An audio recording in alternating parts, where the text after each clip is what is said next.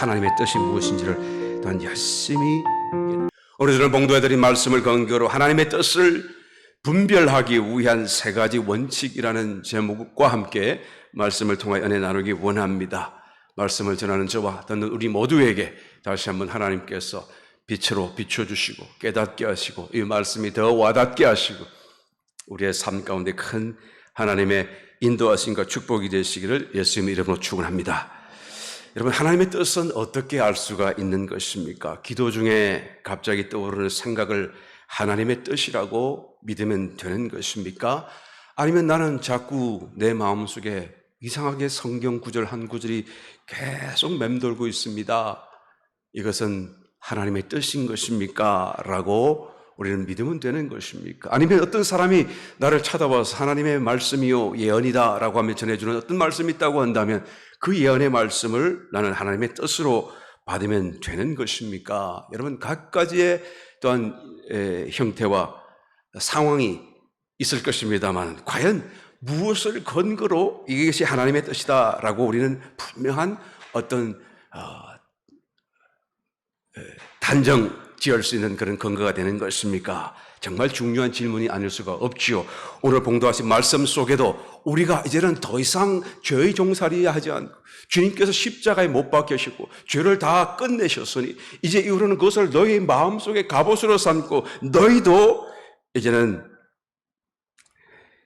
하나님의 뜻을 따라 사는, 더 이상 육체의 그런 정욕을 따라 살지 아니하는 그런 시간이 되기를 하나님께서 원하신다라는 말씀을 전가하고 있지 않습니까?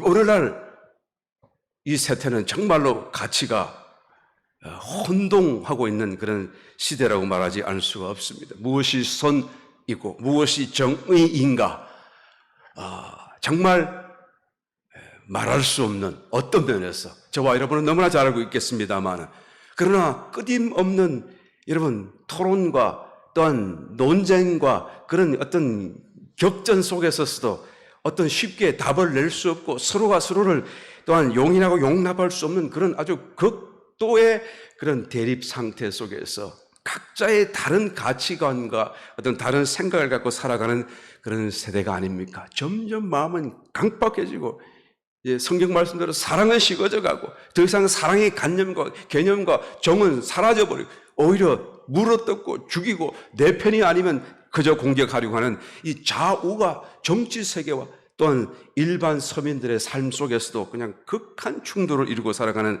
그런 모습이 아닐 수가 없습니다. 그러나 분명히 무엇이 한 가지는 선이고 무엇인가는 악이고 무엇은 정의이고 어떤 것은 불이 틀림없음에도 불구하고 우리는 무엇을 근거로 그것을 판단할 수가 있는 것입니까? 오늘 봉도하신 본문 말씀에 다시 한번 들어가 봅니다. 그 후로는 다시 사람의 정욕을 쫓지 않고 오직 하나님의 뜻을 쫓아 육체의 남은 때를 살게 하려 하십니다 라고 말씀하시면서 이 말씀을 이제 설명하는 그런 과정 속에서 함께 이전에는 예수 믿고 예수 알기 전에 신앙생활하기 전에 함께 생활하던 세상 사람들이 갑자기 예수 믿고 이제는 돌아서서 이제는 저들과 함께 살지 않고 그들과 같은 생각을 갖지 않고 좀 어떻게 다른 어떤 거룩한 생활을 하니까 이 사람들이 비방하기 시작하는 것이죠. 왜 그렇게 사는가? 왜 우리와 다른가? 왜 그렇게 어리석은가? 오히려 손가락질하면서 살게 되더라라는 것이죠.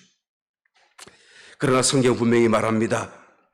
너희가 음란과 정욕과 술 취함과 방탕과 연락과 무부한 우상 숭배를 하여 이방의 뜻을 쫓아 행한 것이 지나간 때가 족하도다.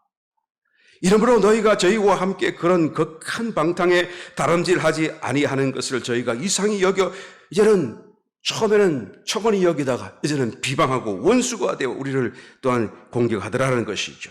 그러나 5절 저희가 산자와 죽은 자 심판하시기를 예비하신 자에게 직구하리라. 자기가 나중에 죽은 뒤에는 자기 입술로 자기의 모든 실행한 어떤 불의들을 다 하나님께 직구하고 심판받게 될 것이다 라고 지금 말하고 있는 거예요. 이를 위하여 죽은 자들에게도 복음이 전파되었으니 이런 육체로는 사람처럼 심판을 받으나 영으로는 하나님처럼 살게 하리라. 여기서 말은 여러분 오해하지 마시길 바랍니다. 죽은 뒤에 예수님이 가서 복음을 전했다는 그런 말씀이 아니고 이 죽은 성도들이 살아있을 동안에 그들에게 복음이 이미 전파되었지 않느냐? 그 복음을 따라서 그들은 삶을 살았지 않았느냐라고 말하고, 그들은 그 동안에도 육체로는 사람처럼 심판을 받았다. 시험이 다가오고 불같은 시험이 다가오고 환난과 그런 여러 가지 핍박 속에서 살았다. 그 얘기를 지금 하는 거예요. 그러나 영으로는 하나님처럼 살게 하시기 위하여 성도들에게 고통을 주었다. 여러분, 하나님의 자녀인데 왜 고통받도록 하나님이 내버려 두시는 것입니까? 왜 그것을 하나님 구원해 주지 못하는 것일까요? 네. 여러분, 하나님이 심판하신다는 얘기를 한 거예요. 성도가 고통 속에 있고 문제 속에 있고 어떤 어려움을 당한다고 하는 것은 하나님의 심판이 그에게 지금 집행되고 있다는 걸 지금 얘기하는 것이죠. 왜 심판받습니까? 나중에는 영으로는 하나님처럼 살게 하셨다가 나중에는 더 하나님의 그런 축복 속에서 이기는 자로서 하나님께서 그를 맞이하시기 위해서요. 만약에 그 심판 속에서 정신 차리지 못하고 그런 고통과 문제 속에서 정신 차리지 못하고 불평과 불만과 가지고 살았다고 한다면 그 사람은 죽은 뒤에 또다시 그리스도 심판대 앞에서 또한 징계를 받고 질책을 받지 않겠습니까? 여러분, 심각한 문제인 것이죠. 하나님의 자녀조차도 저런 심판이 피할 길이 없다는 거예요. 그래서 성도라도 고통 속에 문제 속에 환난과 핍박 속에 살도록 하나님께서 허락하신다는 거예요. 예. 그리고 그것도 안 되면 죽은 뒤에라도 심판하신다는 것이죠. 예. 만약에 하나님을 알지 못하고 불신자로 죽은 사람이 받을 심판이 얼마나 심각할 것인가. 성도의 심판이 이렇다고 한다면 여러분, 하나님의 그 의라고 하는 것이 얼마나 그냥 공정한가. 그것을 도무지 하나님 당신조차도 그것을 그냥 눈 감고 그냥 없던 걸로 쳐주실 수 없는 그런 정의라는 것을 우리가 아는 순간 정말 두려움으로 어떤 면에서는 떨지 않을 수가 없는 것이죠.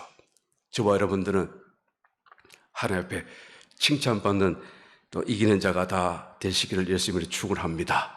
우리의 삶의 형편 속에 당하는 문제와 어려움, 하나님의 불평 원망하지 말고 감사하고 인내하고 승리하게 되시기를 예수님 이름으로 축원합니다. 여러분, 하나님의 뜻을 따라 산다는 것은 도대체 무엇을 의미합니까? 이게 심각한 하나의 질문이기도 하고 우리가 반드시 또한 깨달아야 될 질문이기도 한 것이죠. 하나님의 뜻은 어떻게 알 수가 있는 것입니까? 먼저 뜻을 알아야지 하나님 뜻대로 살겠죠. 오늘 저는 그 말씀을 우리 세 가지로 가장 중심적이고 가장 큰 줄기에서 나누기를 원하는 것입니다. 그 말씀이 내용이 간단하고 또 그 말씀이 우리가 아는 것일지라도 여러분 다시 한 번 더 우리의 마음속에 부딪혀오는 하나님의 울리시는 큰 음성이 되셔서 우리의 삶이 하나님의 뜻 가운데 다시 한 번 더 들어오고 또 다시 요지부동하지 아니하는 그런 놀라운 축복이 되시기를 예수님의 이름으로 다시 한번 축원합니다. 첫 번째로 하나님은 말씀을 통하여 우리에게 하나님의 뜻을 전달해 주시는 것입니다. 이 말씀이라고 하는 것은 성경이 또한 나타내시기를 씨앗과 같다라고도 말씀하지 않습니까? 마태복음 13장의 말씀에서 보게 되면 예수님이 말씀을 두고 씨 뿌리는 자의 비유로 또한 비유하신 적이 있는 것입니다. 그러니까 이 말씀이 듣는 자의 마음속에 뿌려지는 씨앗과도 같아서 그 말씀, 하나님이 주시는 그 말씀은 그 듣는 자의 마음속에서 막 자라난다라는 것이죠. 마귀는 그것을 방해하고 빼앗으려고 한다라는 것을 주님께서 말씀하신 것입니다. 아무리 성경에 기록된 말씀이다 할지라도 아무리 또한 성경 말씀이라고 할지라도 그 말씀이 내 마음속에서 자라나지 아니한다고 한다면 그것은 내가 뭔가 그 말씀의 어떤 진의를 그 본래의 뜻을 잘못 이해했거나 아니면 하나님이 지금 내게 주시는 하나님의 말씀이 아니다라는 것을 우리는 또한 깨달아 보아야 하는 것입니다. 모든 것은 하나님의 말씀은 말씀이시죠. 보편적으로 하나님의 말씀은 누구도 또한 침탈할 수 없고 침범할 수 없는 하나의 권위와 또한 사실을 그대로 또한 가지고 계신 것입니다만 그러나 그 말씀이 나에게 주시는 말씀이 되어져서 하나님의 뜻으로 또 하나님의 마음으로 나를 지금 인도하시는 어떤 하나의 주님의 힘으로 능력으로 또한 역사하기 위해서는 그 말씀이 뿌려진 씨앗과도 같아서 자라나야만 한다라는 것이죠. 여러분, 광야 시험 가운데 사단이 예수님을 시험할 때 동일하게 말씀에 기록되어져 있는 그 말씀을 갖고 예수님을 시험하지 않았습니까? 그 말씀은 말씀이지만은 그러나 사단에게는 하나님의 능력과 역사로서 역사는 하나님의 말씀이 될 수 없는 이유가 어디에 있는 것입니까? 그 말씀이 그 마음속에 자라지 않기 때문에 그런 것이죠.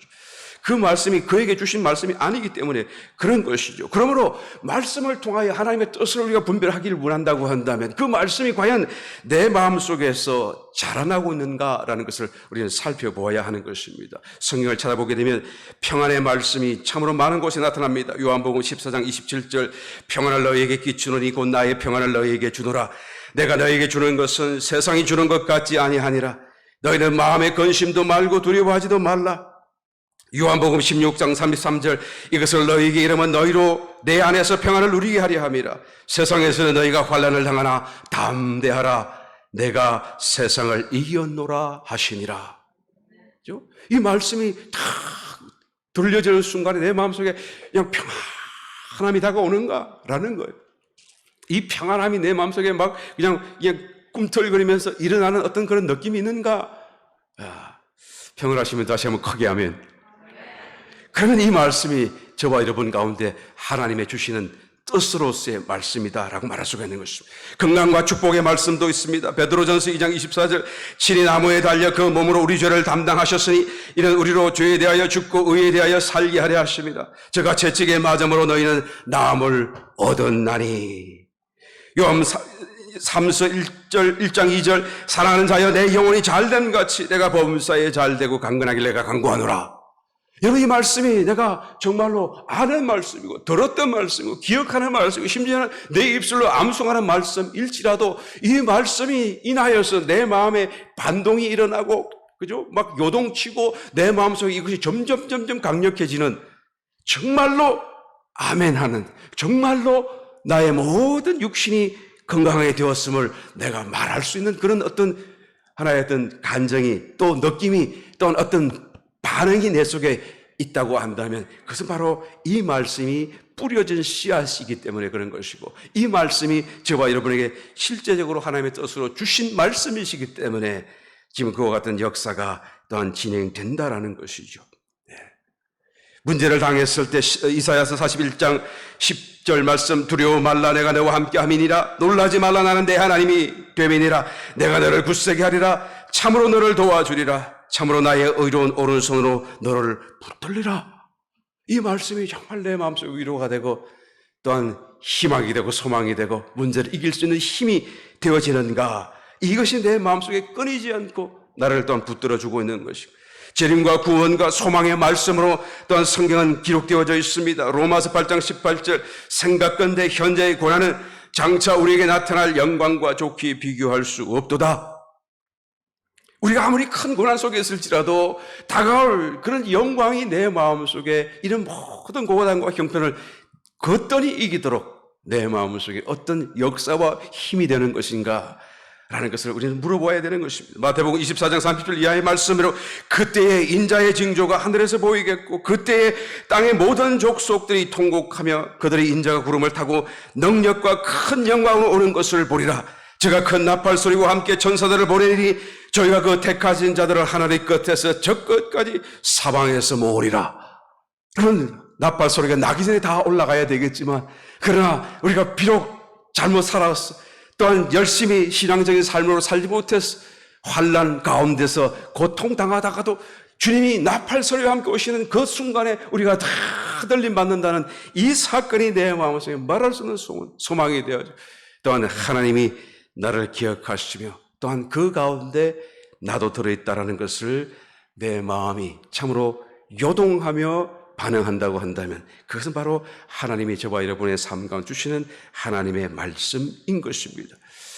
이런 말씀을 들었는데 그냥 그런가 보다 정말 좋은 말씀이다 라고 생각했다가도 어느 날 어느 순간부터 그 말씀이 내 마음속에 점점 더 커져가고 내 마음에 가득 차게 되고 이 말씀에 인한 그런 소망이 다른 어떤 것도 내 눈에 들어오지 못하도록 내 마음을 사로잡는 그런 어떤 때가 있다고 한다면 그것은 바로 내 마음속에 주어진 그 말씀이 자라나고 있다라고 하는 분명한 증거인 것입니다. 바로 이러한 자라나는 것이 있는 그 말씀이 내 마음속에 하나님의 뜻이요 하나님의 길이요 하나님의 인도하심이다라고 우리는 말할 수 있는 것입니다. 때때로 말씀은 또한 자라날 뿐만 아니라 빛으로서도 역사하시죠. 그래서 말씀이 우리 마음속에 탁 비춰지는 순간, 탁 들어오는 그 순간 내가 여러 가지 이것을 두고 문제를 두고 이렇게 할까 저렇게 할까 고민하는 그런 고민 속에서 쉽게 결정하지 못하고 있었는데 말씀이 들어오는 순간 환하게 밝아지고 그냥 덜썩 그냥 이것을 내가 알게 되어지는, 이것이야말로 하나님이 원하시는 길이다라는 것을 내가 말할 수 있는 그런 하나의 체험이 일어날 때에, 이것은 바로 하나님의 말씀을 통하여 우리 가운데 또한 말씀하신다라는 것을 우리는 말할 수가 있는 것입니다. 두 번째로, 우리의 마음속에 내적인 감동으로 또한 하나님은 말씀하시는 것입니다. 여러분, 중생한 성도라고 한다면 반드시 내적인 감동이 있습니다. 내가 한 번도 내적인 감동을 체험적으로 알지 못한다고 할지라도 여전히 지금 그 순간에도 내적인 감동은 일어나고 있다는 것을 알아야 된다는 것이죠. 구원은 무엇을 말합니까? 중생을 여기 말을 합니다. 다시 거듭났다는 것이죠. 내가 이제는 없던 새로운 생명으로 다시 태어났다라는 것이 구원인 거예요. 구원이라고 하는 것은 내가 죽은 뒤에 천국 가게 해주마라고 하는 약속이 아닙니다. 그 약속을 믿음으로 내가 받아들였더니 그 믿음, 그 적시로 내 속에서 내 영이 살아나고 중생하고 영생을 얻게 되는, 그래서 다시 말하면 새 생명이 새롭게 살기를 시작하는 그것이 바로 구원이에요. 이 구원이 점점 완성되어지고 내 영과 혼과 육으로 채워져서 이런 주님 앞에 서게 되고 주님과 함께 하나 되어 영원히 살게 되어질 것입니다. 그래서 그것을 위하여 계속하여 그 길을 우리는 살아가야 하고, 살아가는 그 길이 신앙의 길이다라는 것을 말하는 것이죠. 그러므로 예수님을 믿음으로 영접한 사람, 구원받은 사람, 중생한 사람은 전부 다가 그 속에 내적인 감동이 이미 시작되어졌어요. 왜 그렇습니까? 새로운 생명이 살기를 시작하였기 때문에 그런 것이죠. 그 새 생명 안에 예수님이 그의 영으로 보혜사 성령으로 들어와 계시는 것입니다. 보혜사 성령님이 그 속에 들어와 계심으로 인하여서 이제는 내 속에서 운행하시죠. 주님이 들어오신 뒤로 가만히 계시질 않습니다. 계속 내 마음속에서, 내 영 안에서 움직이시는 거예요. 그 움직이심을 사도 요한은 기름 부음이다라는 특별한 언어적인 개념으로 표현하고 있는 것을 우리는 찾아볼 수가 있는 것입니다. 요한일서 2장 27절, 너희는 주께 받은 바 기름 부음이 너희 안에 거하나니 아무도 너희를 가르칠 필요가 없고. 그렇죠? 그러니까 기름 부음으로 지금 묘사하고 있어요. 성령이 우리 속에 들어와 계셔서 내주하시고, 그리고 그 살아계심의 증거가 무엇으로 나타난다고요? 기름 부음처럼 나타난다라고 지금 말하는 것입니다. 여러분, 만약 손에 기름이 부어지면 어떤 느낌을 느끼나요? 흐르는 느낌이 일어나겠죠. 무언가 부드러운 접촉이 일어나는 것을 알 수가 있겠죠. 그리고 눈을 감고 그것을 가만히 느껴보게 되면 무언가가 분명히 거기에 있고 흐른다는 것을 나는 느낄 수가 있을 것입니다. 만약에 이 사건이 내 마음속에 일어난다고 한다면 여러분, 그것을 어떻게 묘사를 해야 될까요? 분명히 있다 그 말이에요. 분명히 느낄 수 있다는 것이죠. 왜요? 움직이시기 때문에, 가만히 계시질 않기 때문에. 이것이 바로 생명의 특징 아니겠습니까? 생명의 특징은 여러 가지가 있습니다만 그 가운데 가장 큰 특징이라고 하는 것은 움직이시는 거예요. 운동하신다는 거예요. 흐르신다는 것이고, 또 다른 좀 의학적인 용어로 말을 하자면 신진대사라고도 말할 수가 있겠죠. 대구 지역에 어떤 어느 호스피스 전문 의사를 신문 기자가 만나서 인터뷰한 기사를 제가 한번 읽어본 적이 있습니다. 여러 가지 궁금한 게 많죠. 호스피스가 여러분 뭔지 아시죠? 영어로 해야 합니까? 하스피스. 이 하스피스라고 하는 것이, 그러니까 곧 이제는 이제 죽음이 가까워졌기 때문에 이제는 인공 무슨 그런 생명 연장 장치를 다 거절하고, 그리고는 조용히 자연의 순리를 따라서 죽으면 죽겠다 하고 이제는 기다리는 그런 사람을 간호하는 그런 병원이 하스피스잖아요. 그런데 보통 거기에 입원하는 사람들은 대개 평균 2, 3개월 정도라고 합니다. 그래서 거기에서 전문적으로 의사로서 이제 근무했으니까 아마 많은 사람 죽음을 보았겠지 않겠습니까? 그래서 기자가 질문을 했어요. 도대체 사람이 죽을 때가 되면 정말로 죽음이 임박했다고 하는 그런 어떤 증거, 죽음의 어떤 단계에 들어섰다라고 하는 것을 선생님은 어떻게 판단하십니까? 그 질문 아니겠어요? 그런데 이분이 아주 쉽게 대답을 해버려요. 굉장히 복잡하고 어려운 질문 같은데 너무 간단하게 대답을 합니다. 그냥 링거 주사, 링거를 보면 금방 알아요. 그러니 어떻게 해요? 링거를 탁 정상적으로 꼽아서 공급을 하는데 그날따라 소변이 적게 나오면 그러면 이제는 죽음의 단계에 들어섰다. 지금부터 그렇게 본다는 것이죠. 예. 무슨 뜻입니까? 이게 정상적으로 하면 이것이 나와가지고 그냥 서큘레이션이 되고 신진대사가 되고 순환이 되어서 소변이 정상적으로 그 양만큼 나와야 되는데 갑자기 작게 나오는 거.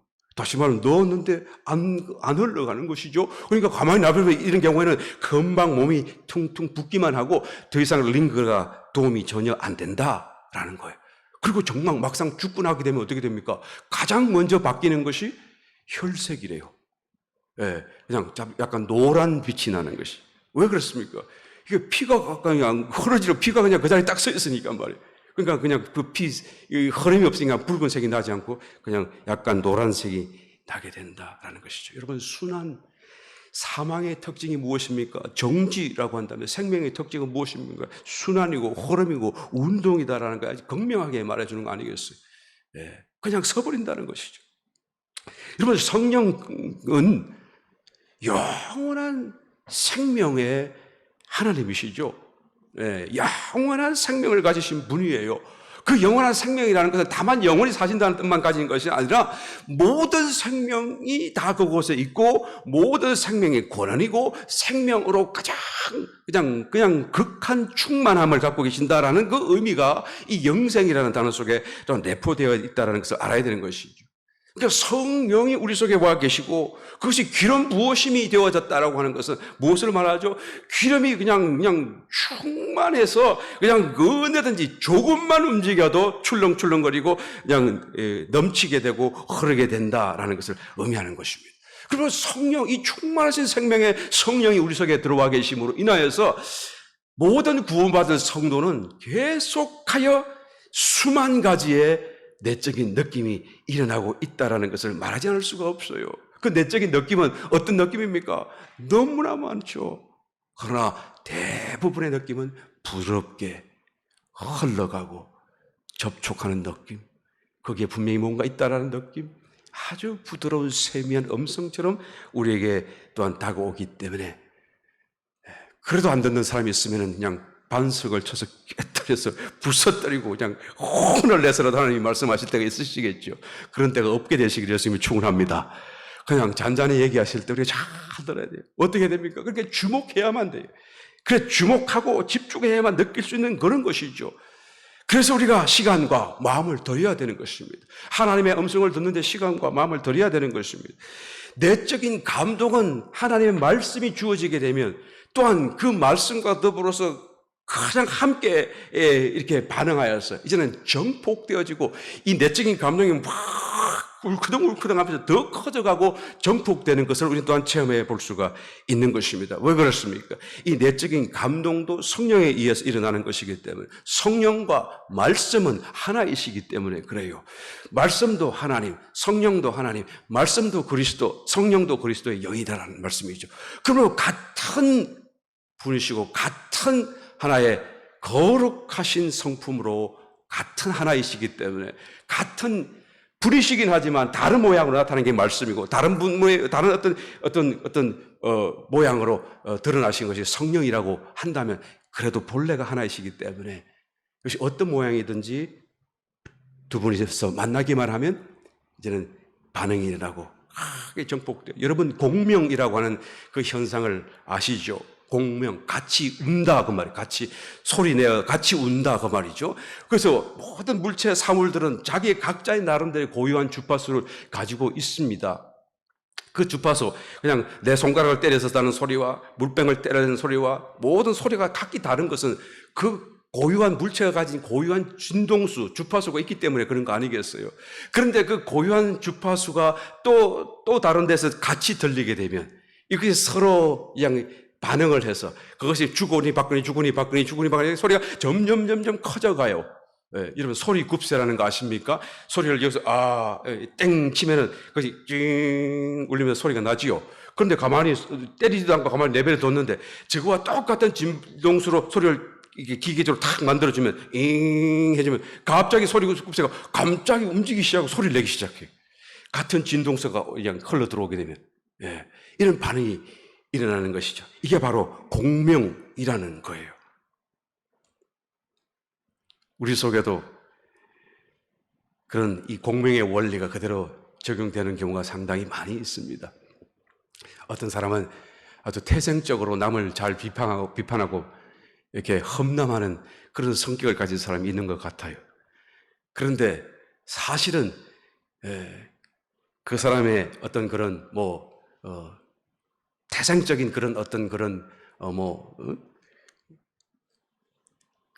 성품 자체가 비판하기를 좋아해서 그런 것이 아니라 그 사람 속에 똑같은 것이 들어있기 때문에 그래요. 남이 자기 자랑하는 것을 그냥 꼴 보기 싫어하는 사람 있잖아요. 막 저렇게 자기 자랑하고 겸손하지 못한 사람, 꼴 보기 싫어하는 사람, 그 사람은 가만히 보게 되면 그 속에 자기도 자기를 자랑하는 마음이 들어있기 때문에 그런 거예요. 만약에 자기가 자기를 자랑하는 마음이 전혀 없는 사람이라고 한다면 남이 자기 자랑을 하든지 말든지 그것이 별로 와닿질 않아요. 그런데 왜 특별하게 거기에 막 그냥 꼴 보기 싫어한다고 그러면서 막 이렇게 반응을 하고 막 자기 혼자 정의로운 척 하는 것입니까? 이게 공명되기 때문에 그런 거예요. 저 사람에게 있는 것이 자기 속에도 있기 때문에 똑같은 것이 그냥 남을 비판하기에 앞서서 자기의 얼굴을 먼저 볼 수 있는 저와 여러분 되시기를 예수님으로 축원합니다. 우리는 성령으로 공명해야 되고 하나님의 말씀으로 공명해야 하고 하나님의 마음으로 반응할 수 있는 거룩한 성도가 되어야 마땅할 것입니다. 이러면 성령과 말씀은 하나이시기 때문에 서로가 서로 공명하여 점점 커져가는 그 소리. 그래서 내 마음속에 이제는 말씀도 듣고 내적인 감동도 일어나고 그것이 서로 막 공명하면 이것은 정말로 하나님의 뜻인 것을 내가 금방 알 수가 있는 것입니다. 세 번째로 하나님이 무엇을 우리 가운데 뜻으로 알게 하십니까? 환경을 통하여서도 하나님은 말씀해 주시는 것입니다. 환경을 통하여 하나님이 말씀을 하실 때는 그냥 환경이 가만히 있지 않고 환경이 닫히든지 열리든지 하게 되는 거예요.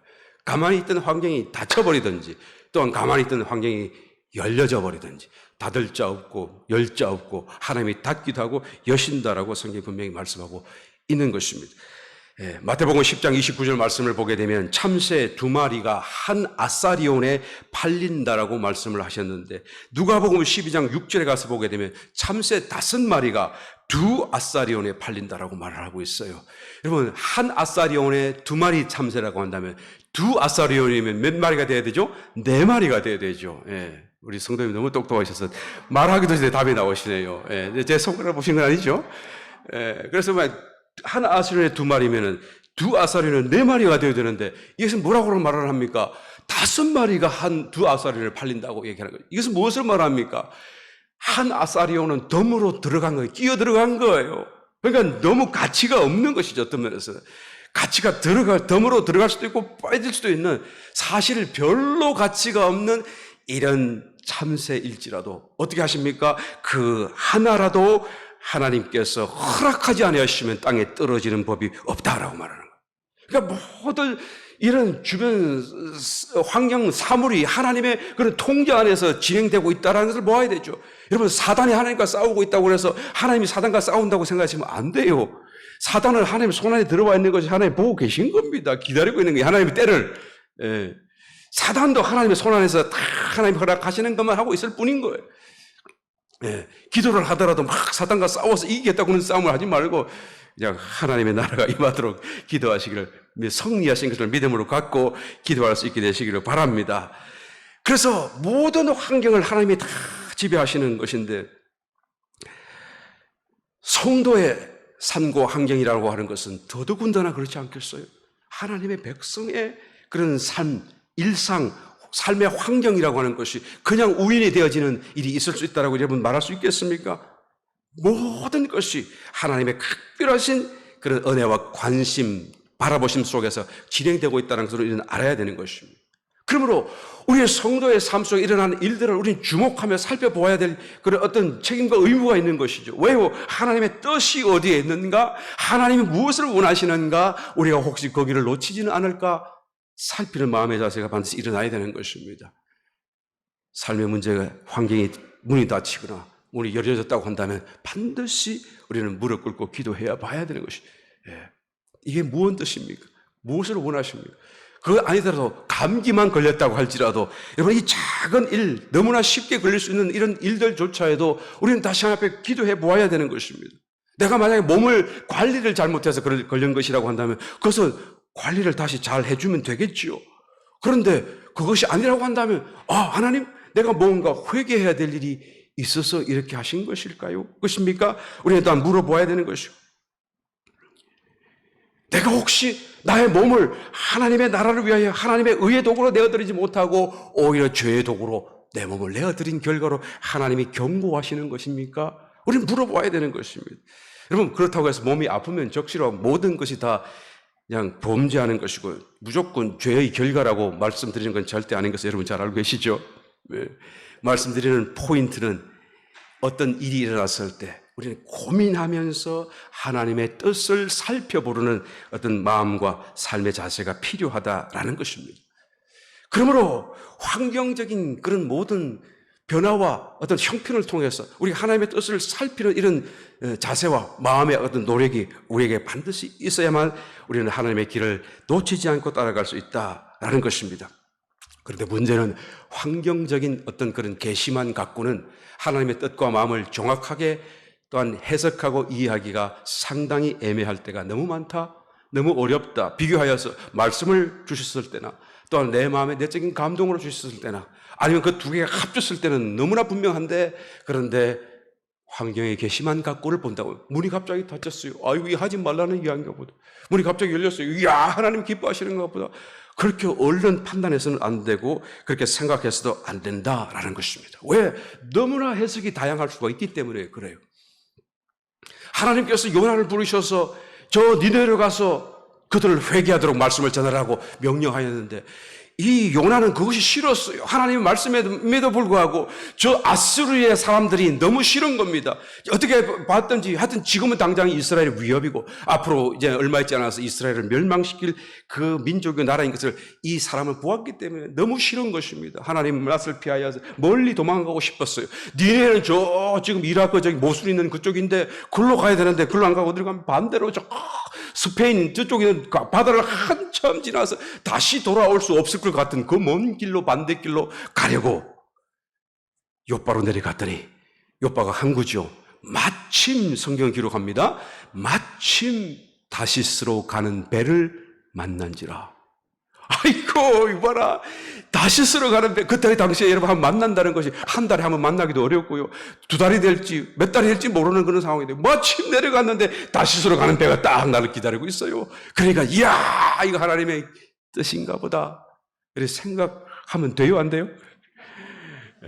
반대되는 길이죠. 환경만 갖고는 절대로 우리는 섣불리 판단할 수가 없습니다. 예루살렘으로 지금 말씀의 복음을 손에 들고 올라가는 사도 바울을 가는 곳마다 교회마다 성도마다 다 말립니다. 가지 마세요. 그 성령이 말씀하고 선견자들이 말하기를 예언하기를 당신이 예루살렘에 가게 되면 분명히 그냥 다 묶여서 이방인에 팔릴 것이다라고 말하는데 왜 갑니까? 여기 계셔서 우리 교회를 위하여 우리를 위하여 더 가르쳐 주시고 인도하시고 기도해 주시기를 원합니다. 죽지 마세요. 가지 마세요. 막 말리는 것이죠. 한 번은 이제 빌립 집사의 집에서 머물고 있는데 저 유대 땅에서 내려온 아가보라고 하는 선지자가 와가지고 갑자기 그냥 사도 바울의 그냥 허리띠를 탁 뺐더니 자기의 손을 묶고 발을 묶고 그리고는 탁 예언하기를 말이에요. 이 띠의 임자를 예루살렘에 가게 되면 유대인들이 이렇게 묶어서 이방인의 손에 내어주게 될 것이다. 체포하여 이제는 순교당할지 모른다라는 그 말을 하는 거 아니겠어요?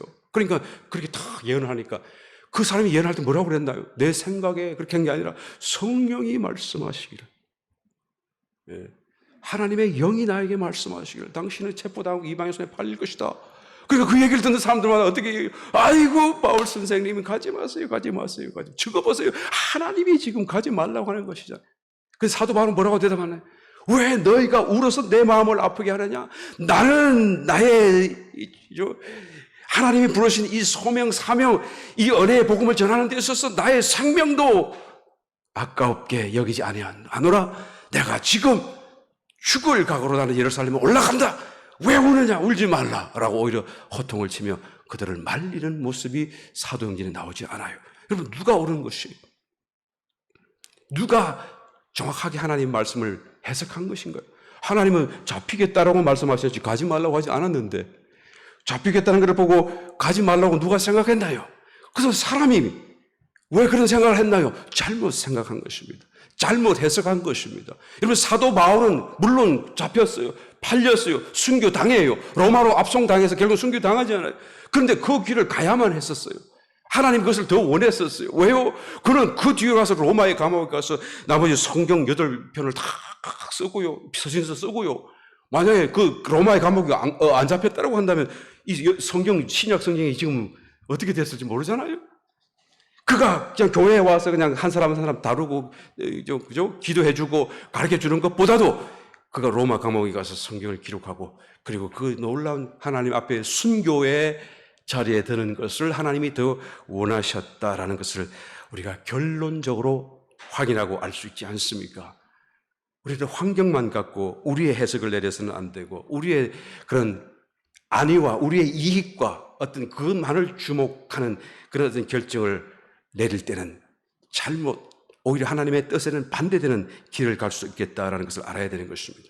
그러므로 환경도 살피되 반드시 먼저 말씀을 우리가 다음에 구해야 되는 것입니다.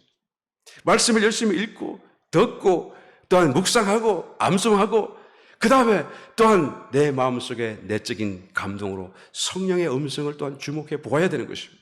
그래서 환경을 보았더니 이 환경과 내적인 음성과 그 다음에 말씀이 딱 일직선으로 딱 줄을 선다고 한다면 그것은 하나님의 뜻이다라고 생각해도 거의 100%는 말씀을 감히할 수는 없고요. 99% 거의 그대로 틀림이 없는 것입니다. 만약에 이것이 일직선으로 내 마음속에 다가오면은 그때는 그냥 이것은 분명한 하나님의 뜻이다라고 생각하고 순종하세요.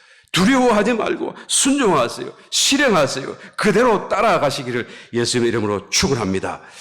그러나 여러분, 이 모든 것들이 너무 귀중하고 소중한 것입니다만은 한 가지 더 말씀을 꼭 드리지 않을 수 없는 것은 우리가 하나님의 뜻을 너무 쉽게 얻으려고 해서는 안 된다라는 거예요.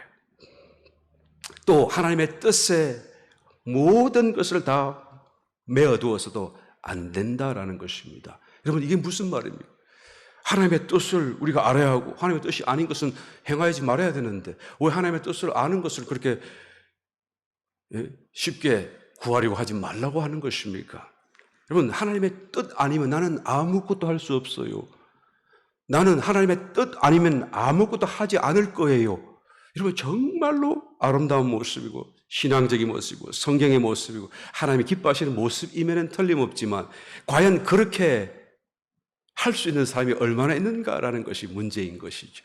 예수님이라면 가능하시겠지만 아직도 우리는 아무도 완전하지가 않습니다. 하나님 뜻 외에는 손가락 하나도 움직이지 않겠어요 라고 말할 수 있을 만큼 내 속에 있는 모든 것은 다 하나님께로 왔고 내가 말하는 말은 전부가 다 내가 하는 것이 아니고 내 속에 계신 성령님이 하시는 말씀이다 라고 말할 수 있는 사람이라고 한다면 여러분, 그렇게 살 수 있고 그렇게 해야 할 것입니다만, 그러나 저와 여러분들은 아직도 하나님의 뜻을 찾고 갈급해하고 갈구하는 저와 여러분의 입장에서는 그렇게 할 수 없다라는데 여러분, 우리의 현실과 문제가 있는 것입니다. 그러므로 하나님의 뜻을 아는 것을 너무 쉽게 생각하지 말고 또 쉽게 구하려고 또 하지 말고 또한 뜻 아니면 나는 아무것도 할 수 없어, 아무것도 하지 않겠다라고 해서도 안 된다라는 것입니다. 오히려 실패할 수 있어요. 오히려 시행착오를 할 수 있습니다. 그럼에도 불구하고 그것을 두려워하지 말고 행하라는 것입니다. 그것이 범죄가 아니다라는 것을 우리는 말할 수 있어야 되는 것입니다. 우리 모두가 처음부터 완전하지 않기 때문에 문제는 우리 속에 정말로 내가 하나님을 찾고 하나님의 뜻을 행하기를 원하고 하나님의 뜻을 알려고 하는가, 그런 마음의 자세가 있는가라는 것이 중요하다라는 것입니다. 그 뜻을 따라 살려고 하는 마음의 자세가 있고 삶의 태도가 있기만 하다고 한다면 여러분 넘어지고 실패하고 잘못하고 심지어는 좀 부주의하게 범죄를 할지라도 하나님은 우리를 거기서 건지시고 합력하여 선을 이루시며 우리로 하여금 반드시 하나님이 원하시는 그 뜻 가운데로 우리를 인도하실 것을 우리는 알아야 된다는 것이죠. 어느 순간 여러분 이 하나님의 뜻을 아는 모든 알게 하는 것을 방해하는 모든 불순물들이 다 제거될 때가 있어요. 그게 다 벗겨지게 되면 그때는 저절로 하나님의 뜻을 알게 되겠죠. 기도하지 않아도 하나님의 마음을 알겠지요. 그리고 하나님과 그냥 딱 하나가 되어서 역사하고 사는 운행하는 그런 때가 있겠죠. 영원히 하나님과 함께 살 때가 있겠죠. 그것은 하나님이 하실 것이고 반드시 그럴 때가 최종적으로 오게 될 것을 성경은 말씀해 주고 있습니다. 그러나 지금 당장에 우리에게 있어서는 무엇이 더 필요한 것입니까? 더 중요한 것입니까? 하나님의 뜻을 아는 것보다 하나님의 뜻을 알아가는 과정이 중요하고 필요합니다. 여러분 이 차이를 꼭 아시기를 예수님으로 축원합니다. 하나님의 뜻을 알기까지 몰라도 계속 걸어가는 그 과정이 우리에게는 너무나 중요하고 필요한 것입니다. 때때로 그것이 맞아도 좋고 더 좋겠죠. 맞으면 틀려도 괜찮다라는 것을 우리는 말해야 되는 것입니다. 모든 것이 배움의 과정이고 모든 것이 다 그 길로 가는 우리로부터 일깨우시는 하나님의 도구가 될 수 있기 때문에 그렇다는 것입니다. 우리 속에 정말로 내가 하나님의 뜻을 알기를 원하고 그 뜻을 따라 살기를 원한다는 몸부림이 있기만 하면 하나님은 우리를 붙들어 주셔서 그 길로 반드시 합력하여 선을 이루어 주시게 될 것입니다. 이러한 몸부림을 통하여 하나님은 우리를 거룩한 하나님의 자녀로 먼저 변화시키실 것이기 때문인 거예요. 때문에 그런 것이죠. 여러분 하나님의 뜻을 알고 뜻을 행하는 것도 중요하지만 그것보다 더 중요한 우리에게 더 필요한 것은 그것을 알기까지 몸부림치며 기도하며 찾고 실패와 성공과 가는 과정 속에서 우리가 떨쳐버리고 정말로 변화되고 거룩해지는 이 진정한 성화의 그런 열매가 우리에게 너무나 중요하다라는 것입니다. 그래서 여러분 하나님의 뜻을 너무 쉽게 알려고 하지 말라라고 말씀하는 것입니다. 어떤 사람은 생각합니다. 지금은 아니겠지만 조금 세월이 지나고 나면 내가 깨달아지겠지. 또 세월이 조금 시간이 지나고 나면 그냥 나에게도 무슨 이런 변화가 일어나겠지. 지금은 아닐지 모르겠지만 아까 조금 전에 말씀드렸던 그 호스피스 의사, 그 전문 의사에게 물었던 질문 가운데 또 이런 질문이 한 가지 있었어요. 인터뷰하는 기자가 아주 흥미로운 질문을 했습니다. 사람은 죽음에 가까우게 되면, 죽음에 직면하게 되면 선해집니까? 아니면 더 이기적으로 바뀝니까? 우리가 알고 싶은 부분이기도 하죠.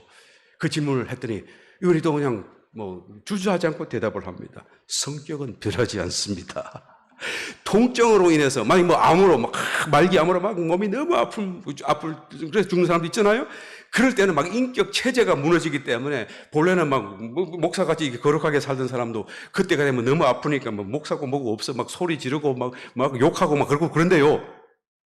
그래서 너무 심한 통증으로 인격 체제가 무너지는 경우 외만가 아니라고 한다면 그러면 누구든지 내가 보아왔던 사람들은 다 자기가 살아왔던 그대로 죽습니다. 이렇게 얘기를 합니다. 나는 이 얘기를 듣고 참 마음에 어떠면서 나름 큰 하나였던 이 파장 같은 이 충격이 일어나는 것을 느껴보았었습니다. 그냥은 그대로 죽는다고 말이죠. 가만히 있으면 절대 변화되지 않는다라는 것입니다. 죽는 순간이라고 한다면 뭔가 좀 달라지지 않을까? 깊은 후회든지 어떤 회개라도 하지 않게 될까? 우리는 막연히 생각합니다만 그러나 아니다라는 거예요. 병상에 누워서 이제 마지막 자식을 둘러 세워놓고 그리고는 막 병상에 누워서 뭐 신앙생활 열심히 잘해라 어쩌라 막 멋진 그런 유언도 하고 뭐 그런 것도 우리 생각하는데요. 그걸 물어보았더니 뭐라고 그럽니까? 딱 잘라 말하기를 그거는 가상의 드라마입니다. 그건 연속곡에서나 나오는 이야기죠. 그건 실제로 사람이 죽을 때가 되면은 이 혀를 움직이는 것도 굉장한 에너지가 필요한데 말 못합니다. 간신히 귀만 살아가지고 소리만 들을 뿐이에요. 여러분 죽을 때 되면 그냥 막 온갖 말 다 하고 그것은 가상의 드라마에서는 보는 것이죠. 그럼 언제 유언해야 됩니까? 미리 할 수 있을 때 해야 됩니다. 라고 얘기하는 것이죠. 여러분 죽음을 맞는 그 순간조차에도 변화를 기대할 수 없고 자기가 살아왔던 그대로 그 성격 그대로 죽더라라는 이 말은 우리 마음 가운데 많은 울림이 되어야 마땅할 것입니다. 여러분 우리가 변화되어야 돼요. 세상 사람은 변화될 수 없을지라도 우리는 변화되어야만 하는 것이죠. 언제요? 바로 지금이요. 할 수 있을 때요. 유언할 수 있을 때 유언을 하고 변화될 수 있을 때 변화되어야 되는 것입니다. 말씀을 맺습니다. 여러분 말씀을 주목하세요. 내적인 감동을 또 주목하세요. 환경적인 변화와 어떤 특이사항이 또한 일어나는지를 또한 살피면서 하나님의 뜻이 무엇인지를 또한 열심히 깨달아 보시기를 바랍니다. 그래서 본문 말씀처럼 우리의 남은 때를, 육체의 남은 때를 오직 하나님의 뜻을 쫓아 살다 주님 앞에 큰 칭찬과 기쁨으로 또한 일어날 수 있는 우리 요단의 모든 지체가 되시기를 예수님을 축원합니다. 아멘. 우리 한번 기도합니다. 우리의 마음속에 주의 뜻을 깨달아 알 수 있도록 참으로 갈급함과 갈망함을 더하여 주셔서 우리의 당한 모든 삶의 환경을 살필 수 있도록 주님 또한 축복하여 주옵소서. 왜 나에게 이런 문제가 다가왔습니까? 왜 이런 축복이 나에게 주어졌는지를 주여 더 알게 하여 주옵소서. 또 무엇을 위하여 나에게 주신 것을 또한 사용하기를 원하시는지 깨닫게 하여 주옵소서. 주여 내적인 감동 속에 지금도 말씀하시는 주님을 우리가 알 수 있게 하여 주시고 말씀으로 말씀하시는 말씀이신 하나님을 우리가 만날 수 있도록 또한 주님 축복하여 주옵소서.